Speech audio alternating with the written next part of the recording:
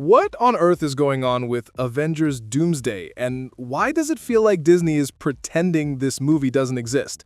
Whatever is happening behind the scenes, it's already affecting the trailer strategy in a pretty serious way.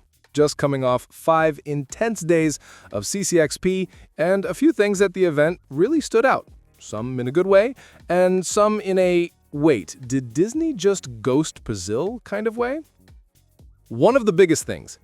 Disney was basically a no-show. All those rumors that CCXP would have some kind of exclusive look or teaser for Avengers Doomsday, in the end, that turned out to be more about fan hope than reality.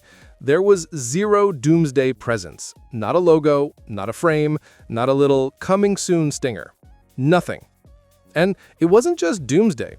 Disney itself, along with Marvel Studios, had absolutely no official stand at the event. I'm talking about those big branded booths you can actually visit, interact with, take photos in, and feel the "we're here" energy. That simply did not exist. To be fair, Marvel and Disney were present in terms of products. There were plenty of licensed items, figures, shirts, collectibles, all that good stuff. But those are brought by licensees, not by Disney itself. That's basically Disney showing up by proxy, like sending a cardboard cutout of yourself instead of actually going to the party. When it comes to panels, the moments where they usually make announcements, bring actors on stage, show exclusive footage, the only Disney presence was through Disney+. They had a panel for their streaming stuff, and yes, there were Marvel series in that mix, like Wonder Man and Daredevil Born Again Season 2. But here's the thing. We got almost nothing new from those. They showed a Wonder Man trailer, which basically just confirmed what we already knew. He has powers, he wants to be an actor, Hollywood is weird, and that's about it. No real surprises, no big, oh my god, reveals. For Daredevil Born Again Season 2, also basically no new information, no huge announcement to light fandom on fire. All the real focus of the Disney Plus panel went to other series, especially Percy Jackson and another flagship show they clearly wanted to push. Marvel was there, but in that, by the way, here too mode, not front and center. And this "we're not really here" vibe isn't just a CCXP thing. This year's San Diego Comic-Con also had no Marvel Studios and no DC on the big Hall H level. There were several movies we're all waiting for, Marvel and DC projects included, and still nothing major from them in terms of big panels. Warner didn't have a booth at SDCC, and part of it was dedicated to Supergirl. They had the official suit on display. I was there, I took photos, I posted them in my stories, and while you're at it, you can also subscribe here on the channel so we can hang out in the next videos too. Dropping a like on this one already helps a lot. Back to SDCC. They had the Supergirl costume, a small set to take photos, some decor, and a video message from James Gunn. That's it. Just a message playing on a screen inside the booth. He didn't come, the actress, Millie Alcock, didn't come either. Then we find out they did an entire Superman trailer launch event in New York. Gunn was there, Millie Alcock was there, Peter Safran was there, full crew, red carpet energy in New York. For Brazil and CCXP, nothing. And that already tells you a lot.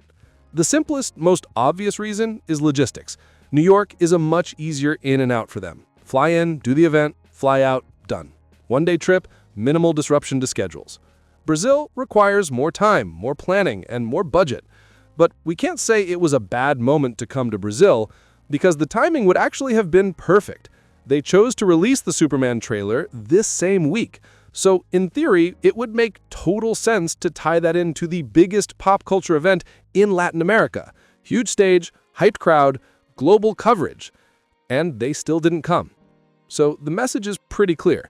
It's not that they couldn't, it's that they preferred to do their own thing, on their own turf, with their own event. That's already one red flag for how big studios are starting to treat fan conventions. Now let's bring Marvel back into this. Why didn't Marvel send anyone to CCXP? Not a director, not a producer, not a mid-tier actor to wave and say, "See you in theaters." Especially considering that Disney has already said they're not planning to do another D23 in Brazil. Instead, according to Luisa Queiroz, Disney's integrated marketing director, The company wants to expand its presence in Brazil through other types of events and immersive experiences, rather than big conventions like D23. Initially, I honestly thought one of those alternative formats would be exactly this, piggybacking on CCXP, using it as a hybrid strategy to connect with fans here. But that didn't happen. That tells me two things. First, everyone is working like crazy. James Gunn probably stays glued to the US right now because he's deep into Superman, the Man of Tomorrow era, working on story details, overseeing, making decisions. It's not exactly the moment where he can just vanish for several days to hop across continents for fan events. Meanwhile, the Avengers Doomsday team is working on Avengers Doomsday. At this stage, they're in post-production, editing, VFX, sound, all that fun, brutal stuff. Principal photography is done, so it makes sense that the key people are locked in finishing the film instead of doing a promo world tour months early. That's actually the positive side. They're busy making the movie. Second, Disney's strategy is clearly shifting. Like the executive said, the idea is to invest in more targeted activations instead of massive conventions. So maybe they're just stepping away from big third-party events in general, CCXP, SDCC, etc., when it comes to major announcements. In that scenario, we might not see many Hall H-level Marvel or DC panels for a while. Instead, they'll create their own branded events, like the New York Superman launch, and drop the big news there. Mini D23s, but hyper-focused. If they ever decide to do a special Marvel or DC reveal in Brazil, I wouldn't be surprised if it happens at a standalone event that they control, not in the middle of CCXP's schedule. And of course, this affects Avengers Doomsday directly, especially when we talk about the trailer.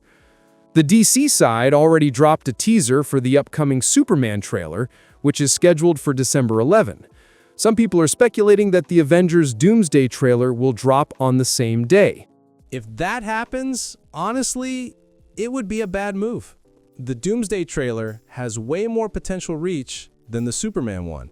If both launch at the same time, Doomsday just steamrolls the conversation online. For DC, that's not ideal. Strategically, the best move for them would be to release the Superman trailer before the Doomsday trailer lands, so it gets a moment to breathe.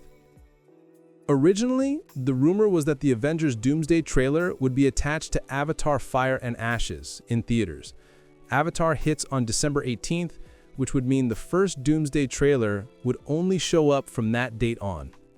And this is where things get really weird.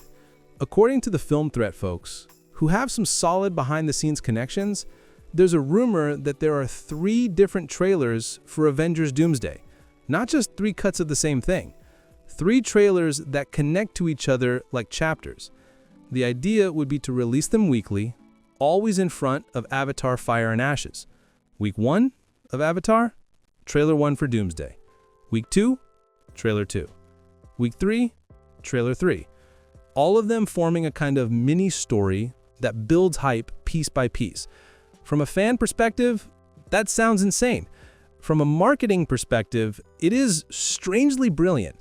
There will be people who go back to the theater multiple times just to see each trailer on the big screen.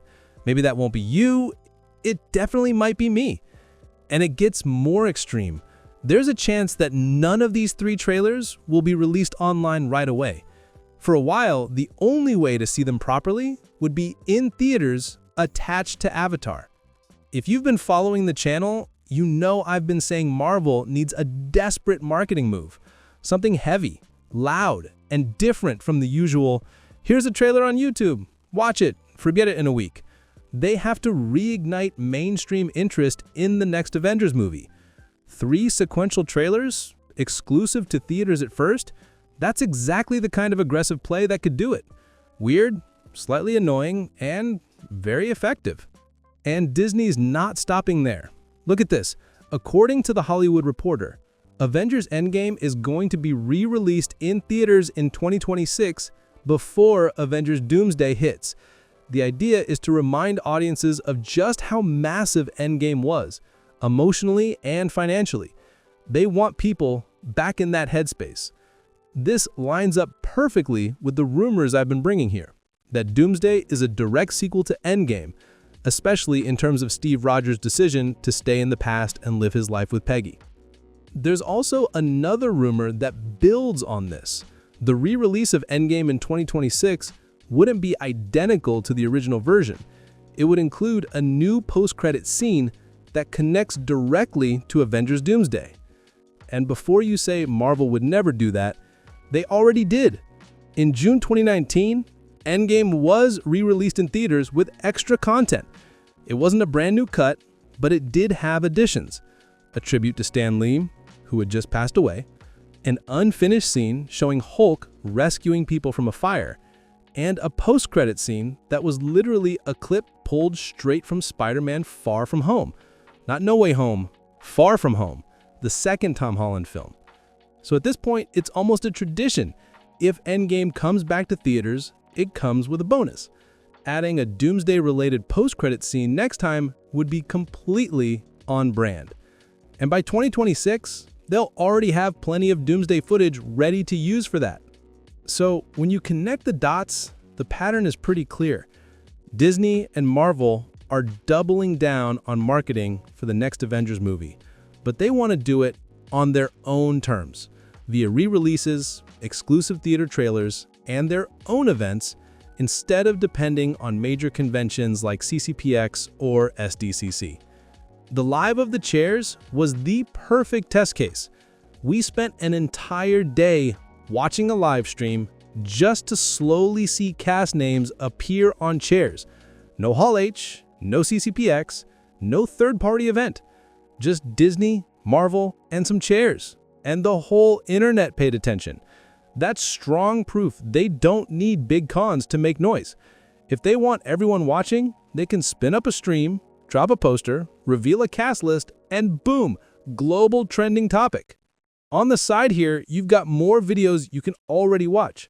Thanks a lot for your phenomenal company, and I'll see you in the next one.